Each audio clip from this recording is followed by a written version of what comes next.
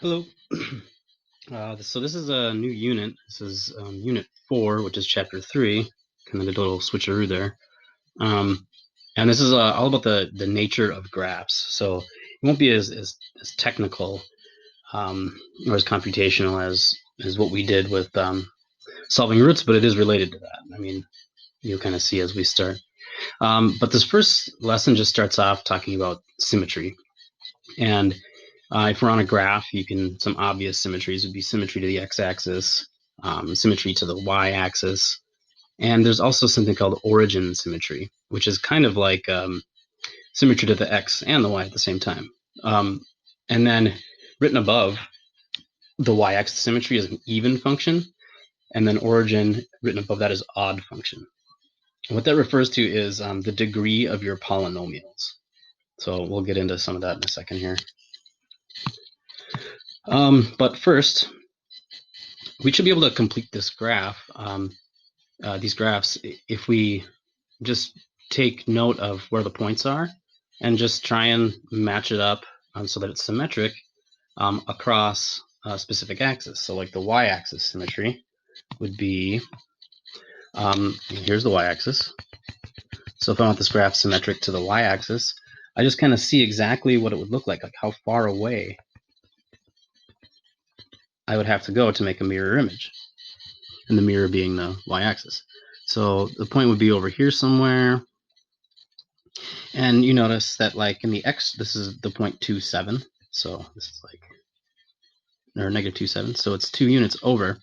That means from the y-axis, it would have to be that same distance away from the y-axis, this point. So this would be 2 units over. And same thing with 7 units up. This one, it's still the same height, but like the x values changed, you see. And then same thing with this point. We see it's 5 units away from the y-axis. So our other point's going to have to be 5 units away from the y-axis. Then we can just draw a little mirror image.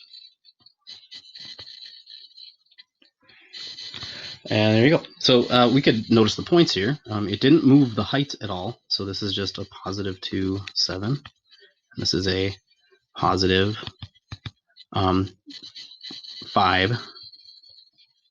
6. That's y-axis symmetry. So basically, we reflected it across the y-axis. The x-axis symmetry in the next one. So the x-axis is right here. We want to be symmetric to the x. So we're doing the same thing. We're just going the opposite direction. So this thing was 7 units away. This point was 7 units away from the x-axis. So we'd have to go 7 more units away in the other direction. So it's somewhere down here. And we would say the same thing with this point. It's 6 units away, it looks like. So it's the y piece of the coordinate. So 6 units above. That means also we need 6 units below. And it is easier if you have little hash marks on the graph so you can see exactly where you are. But this is just a rough example. So this would be, the point is still negative 2 and then negative 7. And this would be negative 5. It's still negative in the x direction. And then, but we're down here, so it's negative 6. So in a moment, we'll pay attention to the similarities between the symmetric ordered pairs, like negative 2, 7 reflected across the y is now a 2, 7. Negative 5, 6 goes to 5, 6. There's something about that. Origin symmetry is kind of the weird one. We essentially do both. So we reflect it across the x and the y. That's the easiest way I've been able to think about it. So notice if we reflected it, if we made it symmetric across the y, what happened was the y value stayed the same, but the x value changed signs. See that? The y value stayed the same, but the x value changed signs. So that's across the y. If it's across the x value stayed the same and the y value changed signs. The x value stayed the same and the y value changed signs. So if it's across the origin, and which I just said was kind of like you're reflecting it, or you're basically reflecting it across the x and the y, then it would stand to reason that both of your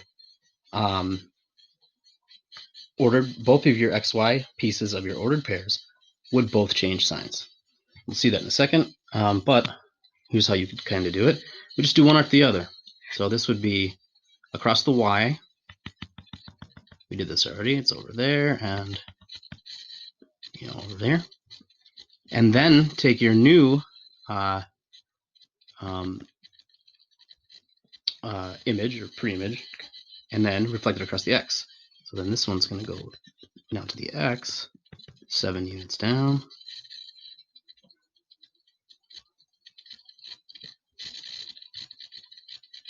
So this one is not needed. I just used it in order to be able to graph it. So I kind of flipped it across the y and then the x. The order doesn't matter. But you'll notice that the ordered pairs, you get this now is positive 2. I changed the x value. And negative 7. It's down here. I changed the y value. This would be 5, negative 6. So there's an easy way to write that. If we have x-axis symmetry, then whatever point you find on your curve or your graph, you want the x-axis symmetry, you keep the x value the same, but you change the sign of the y value. Y-axis symmetry, keep the y value the same, change the sign of the x value. And if you want origin symmetry, you change both signs of your x and y values of the ordered pair. So this is a nice little thing to maybe keep in your pocket or copy down your notes or take a screenshot. Oh boy. Okay. So this would be helpful to use Desmos for. So I'll do that in a moment. Determine whether the graph of each function is symmetric with respect to the x-axis, y-axis, the origin, or if it doesn't have symmetry. Sketch the graph by hand or screenshot using Desmos. So in order to graph these, we want y to be by itself. Okay, we want it's usually how we're used to graphing it, and also it makes everything easier. Y can be isolated if we just add 1 to both sides. So then we have y is 2x squared plus 1. Okay. Okay, so in Desmos, when I type this in, it's 2x squared plus 1. And you can see we get this graph. And the only point I see is the vertex there. But if you can look at it, you can say, well, does part of this graph, is it a mirror image on either the other side of the x-axis, the y-axis, or maybe the origin? Certainly none of the graph is on the other side of the x-axis down here, so not x-axis symmetry. And then you see the y-axis right here. It does make a mirror image. Like right here is exactly the same thing on the other side. So we could say, by the way that this thing looks, is that we have y-axis symmetry. Another thing, though, is that it says even function, and that's always going to be the case. We have even degree, so it has a chance of being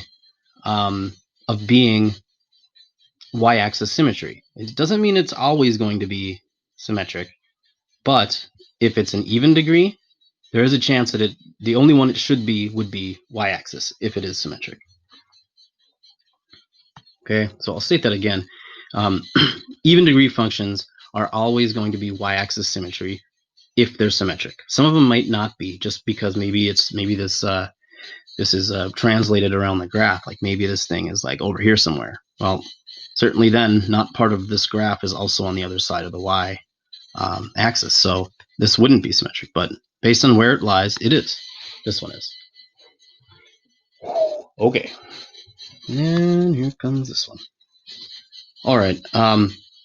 So we need to solve this thing before we can do anything. Here's another example. This is gonna be really fun. And then you got another one there. So I want to get y by itself. So I would subtract the x to the third power. I'm going to rewrite this so we see what we have a little bit more clearly. It's a negative x to the third plus 1. And then here comes an interesting part we haven't seen too much of. In order to solve for y, it's squared right now. So we're going to square root it. But when we take the square root of both sides of an equation, we need to have a plus or minus sign. So this is, we actually get two functions right now. We get the positive root negative x to the third plus 1, and we get a negative root negative x to the third plus 1. Just means that out in front we have both a positive and a negative part of this function kind of combined into one, but it looks like it's kind of two separate functions, particularly when we put into decimals. So it's going to look like this. We have a positive square root. We got to find the root button. Root negative x to the third plus 1. And that's an interesting looking little graph. Right now you can kind of see, certainly it's not y-axis symmetry because, you know, this little curve up right here, I don't see that curve happening right on the other side of the y-axis like that. So it's not, I can't like fold it over the y-axis and it make one type of curve. But this is only half of it, so we need the other half. It's a negative. Oh, let's just copy it, huh?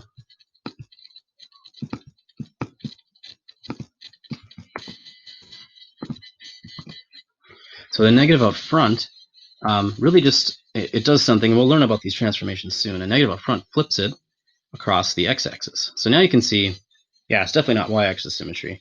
But if you look at the x-axis, we have a mirror image going across the x-axis. Like, you know, this curve right here also appears this curve. You could think about this being on a piece of paper and just making a crease on the x-axis and folding the top down over the bottom. And you could see that these curves would line up if you can visualize that. So since it lines up, if you like were to fold it over the x-axis, we have x-axis symmetry. So we can kind of draw a little sketch of this, something like that. And this is x-axis symmetry. And this is not, this isn't either or odd function. And technically, it's not a function. We have two separate functions combined together on a graph to make this. But this doesn't, if you recall, and we'll hit that again later, this doesn't pass the vertical line test. Vertical line test just meaning, if I draw a vertical line, say right here, it crosses this graph twice, meaning it's not a function, if this were just one curve. So this isn't an even or odd function that makes this. We actually ended up with two separate functions to make the graph. So anyway, it's still x-axis symmetry. We have symmetry of the x-axis. This guy's kind of fun. Get y by itself, divide by x. And we can see what that looks like quick. This is also something we'll study coming up. It's just 5 over x, so 5 divided by x. And maybe we want to zoom out a little bit. Kind of see this, what it looks like. It looks like it's just all of a sudden they start touching the x and y axis. They actually don't. Those are asymptotes. Talk about that later. But if you look and see, like, you know, some of these points, maybe right there, 5, 1. And over here, you see that we have -5, -1. So we could do that with more points and kind of see it. But look, if you attempted to, I'll draw this here. So this is like way up here. It goes like that, and this is over here. If you attempted, that's a pretty bad drawing. If you attempted to fold this over the x-axis so that like this part right here is going to come down over the x-axis, then what it would look like is, you know, now it would be sitting down here like that. Then if we were to fold it over the y-axis, this red dotted line would line up right on top of that. That's the case when we have origin symmetry.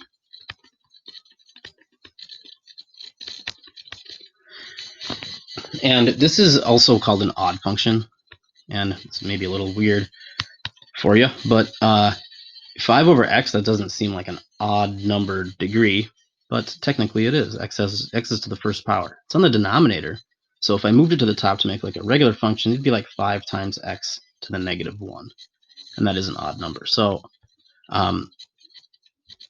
this one's maybe a bad example to describe what an odd function is, but it's the degree, and it's just whatever your degree is. If it's an odd number, it may be it may have origin symmetry depending on when where it's located.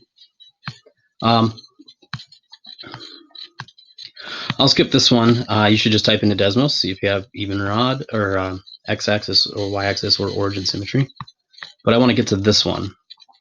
If this has an even function, if I want to complete this graph so it has symmetry, it's asking for symmetry of an even function.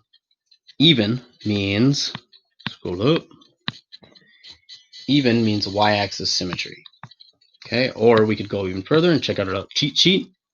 Y-axis symmetry says, hey, just change all your ordered pairs to have a negative or have an opposite sign x value. The y values are the same.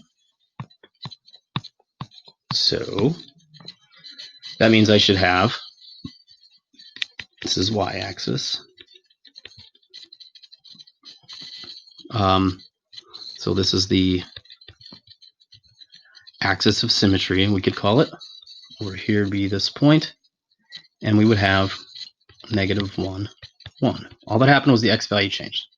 Negative 2, 2, we're going to get that, and you can, since we know the ordered pair, you could then find it negative 2, 2, 3, 1, be like a negative 3, 1, 4, negative 1, negative 4, negative 1. So negative 4, negative 1. And then 5, 1. Negative 5, 1. Negative 5, 1. So it kind of goes, starts here, up, down, and goes up. So pretty decent depiction. All right, and then this last problem, it's actually the exact same image. We just want to do an odd function. So odd would be origin symmetry. So that means for any point A, B, whatever they are, we give it the opposite signs for both. Okay, so that's negative 1, negative 1. It's down here. Negative 2, negative 2. It's down here. Negative 3, negative 1. So negative 3, negative 1. Negative 4, positive 1. And then negative 5, negative 1.